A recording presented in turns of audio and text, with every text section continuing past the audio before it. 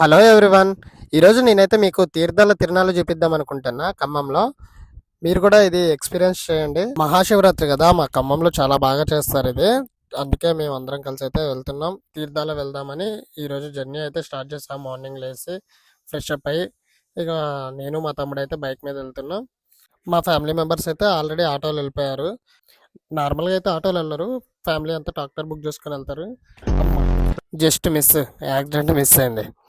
సరే, మేమైతే ఇక జర్నీ అనేది అయితే స్టార్ట్ చేసాం. మా దగ్గర అయితే ఇది చాలా బాగా చేస్తారు. మేము అందరం ఫ్యామిలీ అంతా గ్యాదర్ అయ్యి ఒక ట్రాక్టర్ అనేది కట్టుకొని మంచిగా వెళ్ళిపోతాం. మా దగ్గర గ్రీనరీ కూడా చాలా బాగుంటది. మేము వెళ్తుంటే ఒక ముసలాయన లిఫ్ట్ అడుగుతూ కనిపించాడు. లిఫ్ట్ అయితే ఇచ్చేసాం. ఆయన ఏం మాట్లాడుతున్నాడో వినండి. రాముడే ఇన్ని అవతారాలు ఇచ్చిండు. యేసువేత అవతారం ఇచ్చిండు ఆయనే, బ్రహ్మ అవతారం ఇచ్చిండు ఆయనే, తెచ్చే 12 అవతారాలు ఇచ్చిండు. ఇది ఎప్పుడు పెట్టారు? జస్ట్ ఇప్పుడే పెట్టాం సార్. రాముడు 12 అవతారాలు ఎత్తిండంట, దాంట్లో యేసు ప్రభు కూడా ఎత్తిండంట. మరి నాకైతే ఏం అర్థం కాలేదు. మరి మీకు ఏమైనా అర్థమైతే మాత్రం కామెంట్ లో చెప్పండి. మేమైతే చాలాసేపు నవ్వుకున్నాం. ఇది నాకు ఎక్కడ ఏం లేదు, ఏంటి ఏదో చెప్తాండని.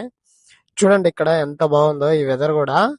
అసలుకి పీస్ఫుల్ గా ఉంటది ఈ ఏరియా. నాకు చాలా ఇష్టం. ఇటెప్ సైడ్ వచ్చినప్పుడల్లా నేను ఈ ఏరియా కాడైతే కన్ఫర్మ్ గా ఆగుతా ఉంటా. అంటే మీకు నేను ఎందుకు ఆగుతున్నా మీకు అర్థమైపోయి ఉంటది ఆ చెట్లను చూస్తే. ఆల్మోస్ట్ తిరునాళ్ళ దాకా అయితే వచ్చేసాం. ట్రాఫిక్ కూడా స్టార్ట్ అయిపోయింది.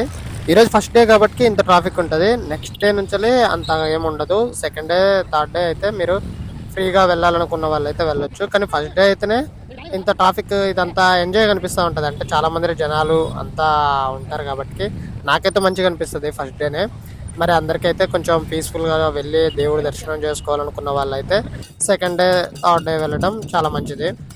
ఇంకా ఈ ముసలాన్ని దింపే టైం వచ్చేసింది. ఎందుకంటే నా బిడ్డలు అసలు తోలు టచ్ చేసావు, నా గుండెల్ని టచ్ చేసావు. టచ్ లో ఉండు. అమ్మో, చాలా ఎమోషనల్ ఫీల్ అయిపోతుండే లిఫ్ట్ ఇచ్చినందుకే దండాలు పెట్టుకుంటా. ఇంతకీ మా వాళ్ళు ఎక్కడ ఉన్నారు? ఇట్లా అయితే వెతుక్కుంటా అయితే ఇక వెళ్తున్నాం.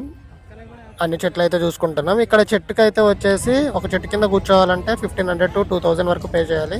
వచ్చినాం, మేమైతే మెక్కుతూనే ఉన్నాం. ఇంకా ఆలస్యం చేయకుండా మా ఫ్యామిలీ మెంబర్స్ కూడా మా దగ్గర ఒక పాప బర్త్డే అయితే ఇక్కడే సెలబ్రేట్ చేసుకొని మంచిగా హంగామా అయితే చేస్తున్నారు. మంచిగా ఒక 3 కర్రీస్ వరకు వండుకొని నాన్ వెజ్ ఫుల్గా ఎంజాయ్ చేస్తూ, ఫుల్గా తాగుతూ, పెద్దవాళ్ళు మా ఫ్యామిలీ మెంబర్స్ అందరూ చాలా ఎంజాయ్ చేస్తున్నారు. చూడండి ఒకసారి.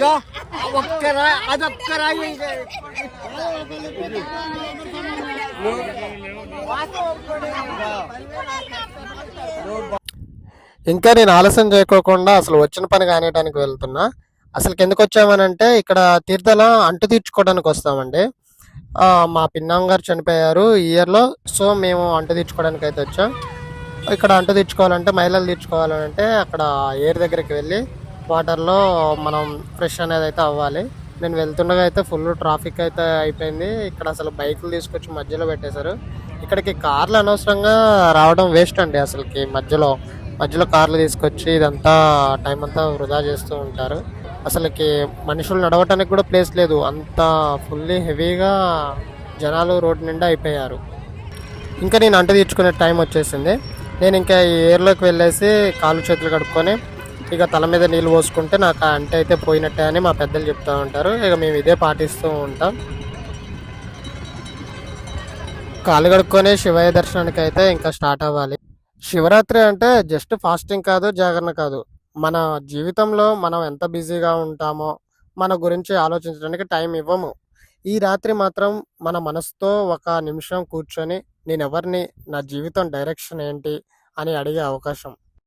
ఈ ఒక్క రాత్రి మాత్రం ప్రపంచం అంతా సైలెన్స్గా ఉంటుందంటారు.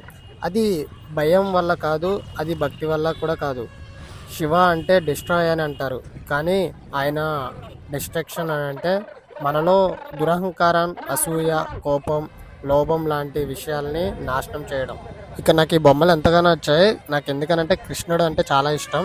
ఇది తీర్థాలకి మెయిన్ ఎంట్రన్స్ అనమాట. ఈ ఎంట్రన్స్ నుంచి లోనికి వెళ్ళిపోదాం. శివ అంటే శాంతం. ఆయన హిమాలయాలో ధ్యానంలో ఉంటాడు, కానీ అవసరం వచ్చే శివ అని అంటే మాత్రం తాండవం చేస్తాడు. ఇది మనకి ఒక రిమెంబర్. మనం కామ్గా ఉండాలి, కానీ వీక్నెస్గా కాదు. పేషెన్స్గా ఉండాలి, కానీ సెల్ఫ్ రెస్పెక్ట్ మాత్రం వదులుకోకూడదు. చూడండి ఇక్కడ కూడా ఈ బొమ్మలు ఎంతగానో బాగున్నాయి. నేను చాలా అంటే తీసుకుందాం అనుకున్నా ఇంట్లో పెట్టడానికి, కానీ నాకు అంత ఇంట్రెస్టింగ్ అనిపించలే.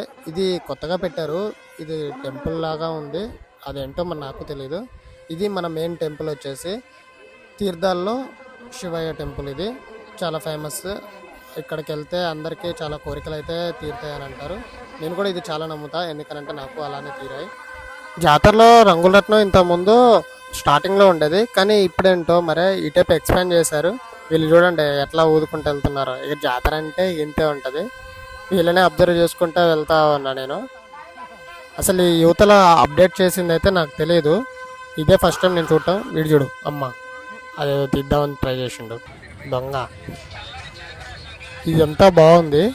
అంటే ఇది రీసెంట్గా ఇన్ని గేమ్స్ అయితే పెట్టారు, అంటే చిన్నపిల్లగాళ్ళు ఆడుకోవడానికైనా అసలుకి ఈ స్విమ్మింగ్ పూల్ అయినా ఇవన్నీ అయితే రీసెంట్ టైమ్స్లోనే నేను చూస్తాను. నా చిన్నప్పటి నుంచి కూడా ఇవన్నీ ఏమీ లేవు, ఈ కొత్తగా పెట్టారు, ఈ ఇయర్ పెట్టారు. చాలా బాగుంది. నేను కూడా ఒక రైడ్ అయితే ఎక్స్పీరియన్స్ చేద్దామని నేను మా తమ్ముడికి అయితే టికెట్ తీసుకొని స్టార్ట్ అయిపోయాం. ఒకసారి రైడ్ అయితే చూసేయండి. ముత్యాల పందిరి కిందికి రారముతుల బావయ్య ముత్యాల పందిరి కిందికి రారముతుల బావయ్య ముత్యాల పందిరి కిందికి ముత్యాల దండలింతవ మురి పెంకరన్ను సుత్తవ ముత్యాల దండలింతవ మురి పెంకరన్ను బిమ్మ తోట వనములో చోడు చెప్పన కొడుకులో